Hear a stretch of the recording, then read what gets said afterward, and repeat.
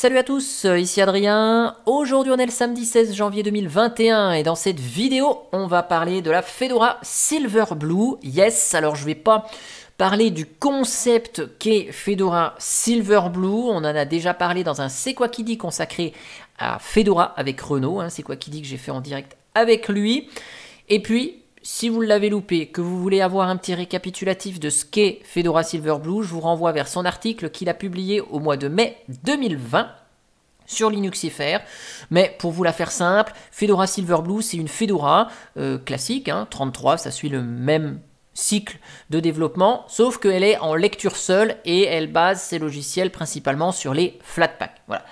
Sauf que Fedora Silverblue, c'est disponible uniquement avec l'environnement de bureau GNOME. D'ailleurs, je vous démarre ici la Fedora Silverblue que j'ai installée en machine virtuelle. Donc, vous voyez ici, on a plusieurs entrées avec marqué OS3 ici, puisque à chaque fois qu'on va faire une mise à jour du système, à chaque fois qu'on va installer un logiciel avec OS3, on va pouvoir revenir à l'état précédent si jamais ça s'est pas bien passé.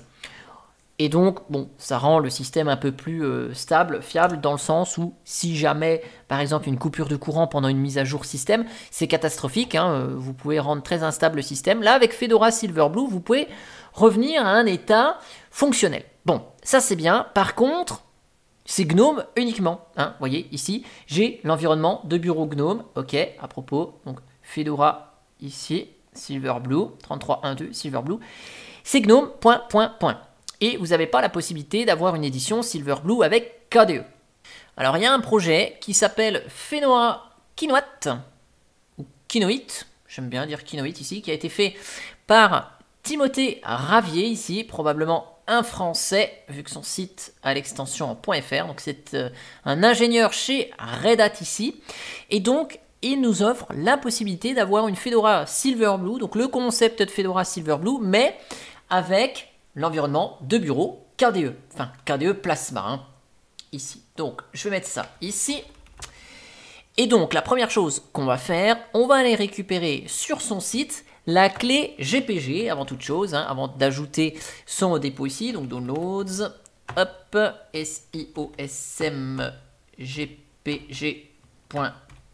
Comme ça, on va garder la clé GPG sous la main, puisque ces paquets sont signés ici. Et donc, on va ajouter le dépôt qui est donc sur son site siosm.fr/kinoite ici. Et donc, si on va ici dans Ref Fedora, on voit qu'il a déjà travaillé sur la version 32, 33. Il travaille sur la ROM-wide ici. Donc ça, il n'y a pas de souci. On va avoir plein de choses à notre disposition et le projet est en vie et il fait ça sur ROM-wide aussi, donc probablement ça arrivera pour la version 34, 35. Et peut-être qu'on verra un jour un projet officiel Fedora KDE. Donc là, ce qu'on va faire, on va ajouter le dépôt de ce monsieur. Donc avec sudo os3 add remote, non c'est dans l'autre sens, remote add. On va lui mettre le nom donc de son dépôt, Kinoite. Et puis après, on va donner l'adresse du repos. Donc, voici l'adresse. Et puis, on va importer la clé GPG, import, et donc elle est dans téléchargement, ici. Ok. Donc là, le dépôt est ajouté. Donc si on va dans etc os3 remote.d, on a le dépôt kinoite.conf, ici, avec toutes les références pour son dépôt. Et maintenant que le dépôt il est ajouté, on va faire un rebase du système. Donc ça veut dire que le système ici, on va lui changer sa base via donc rpm os3 rebase ici, et puis on va changer la base. Donc la base c'est laquelle? Ce sera une base de ce dépôt, et la base c'est laquelle? C'est Fedora 33x8664, puisqu'il a travaillé sur le 64 bits ici. Et puis, je vais prendre la référence ici, Kinoite. Donc, on peut utiliser d'autres références ici. Vous voyez, il a travaillé sur LXQt, Mate, Panthéon, XFCE, Deepin.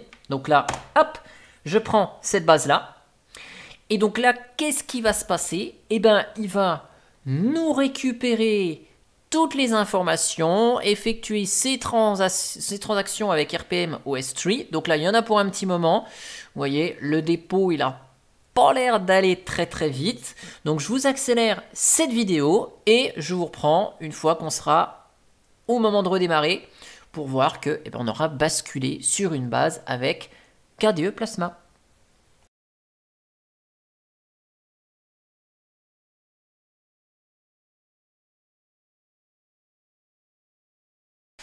Et voilà, donc notre système a eu le droit à son installation de tout ce qui est KDE, Qt et compagnie. Donc on va redémarrer tout simplement le système avec systemctl reboot, hein, la commande officielle systemd pour redémarrer la machine. Et donc,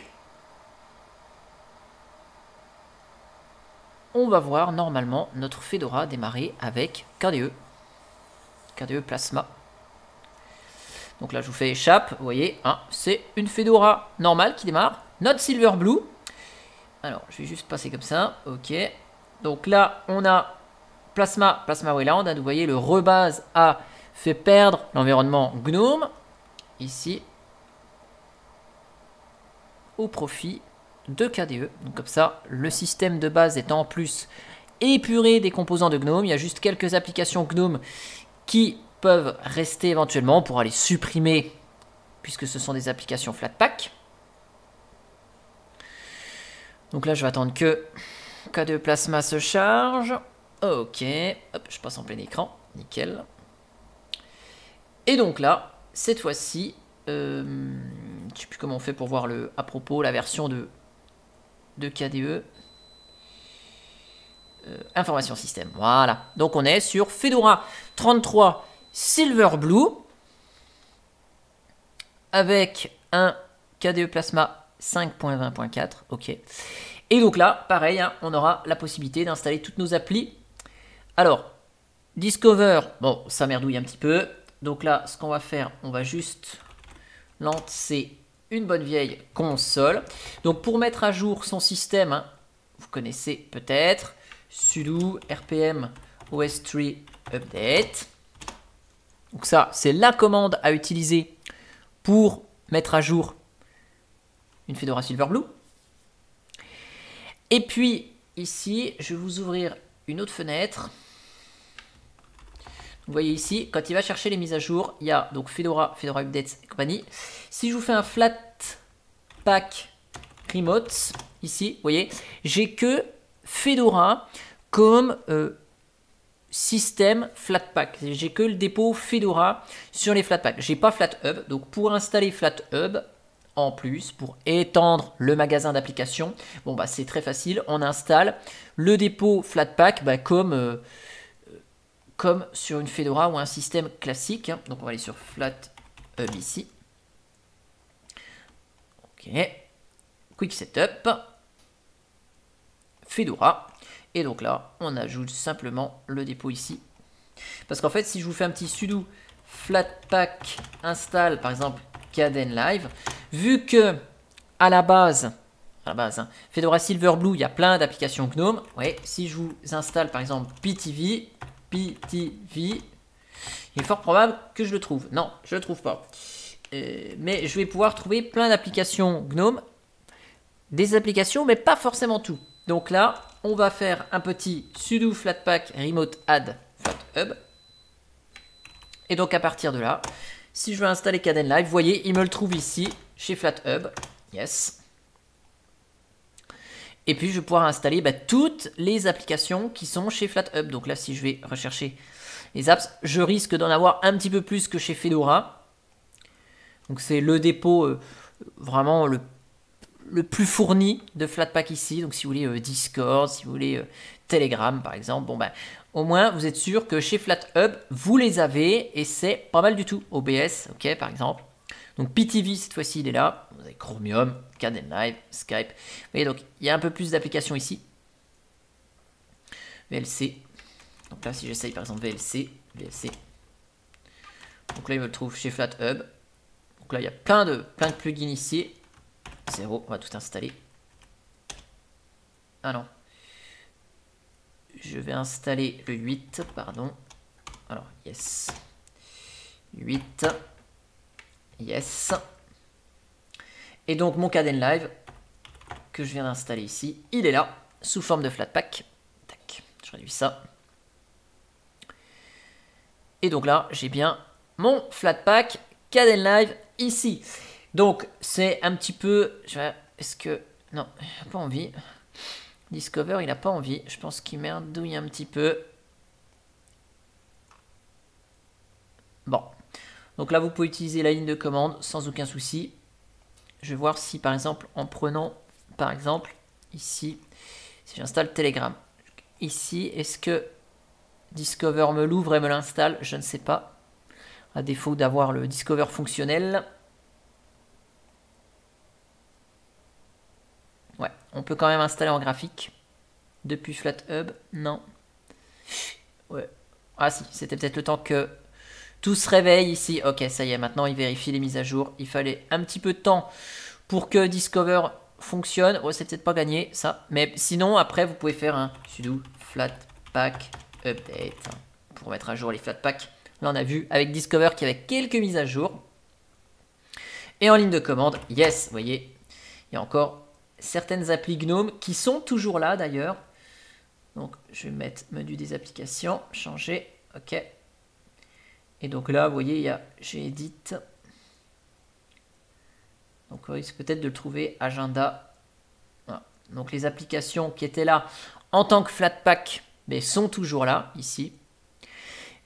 Mais l'environnement de bureau a bel et bien disparu et on n'a plus que l'environnement KDE. Donc, vous avez vu, hein, sur le site, il y a d'autres choses. Hein. Hop, je vais retourner sur SIOSM, ici. Vous voyez, il y a plusieurs branches ici. Il y a LXQt, Mate, Panthéon, XFCE. Donc si vous avez envie de tester Deepin, par exemple, vous pouvez tester Deepin via cette installation comme je vous ai montré. Je vous mettrai dans le descriptif de la vidéo les commandes pour pouvoir basculer ce qu'on a vu ici dans cette vidéo. J'espère que ça vous a plu et moi je vous dis à bientôt pour une prochaine vidéo. Allez, ciao ciao! Ah oui, puis juste un petit bonus de vidéo quand même. Je voulais juste vous montrer l'intérêt de cette Fedora Silverblue quand je vous ai parlé en introduction de cette fameuse politique de Fedora en lecture seule et de rollback. C'est que là, vous voyez, je suis avec KDE. Très bien, ok. Et puis si je me dis, bah non, mais j'ai envie de revenir dans l'état dans lequel j'étais avant, et ben je vais pouvoir le faire depuis Grub ici. Donc là, je fais redémarrer. Je maintiens la touche majuscule appuyée pour bloquer Grub ici. Hein, sinon, Grub ne s'affiche pas sur Fedora. Et donc là, vous voyez, j'ai la possibilité de revenir à l'état d'avant. Par exemple ici, la Fedora avant qu'elle passe en kilowatt, là, en Fedora 33 Silverblue ici. Si je démarre ici, ça va démarrer sur l'état dans lequel j'étais avant de faire mes bidouilles pour passer en KDE. Et donc vous voyez ici, je suis à nouveau avec GNOME. Ok, donc là je reviens dans l'état dans lequel j'étais avant avec mon système.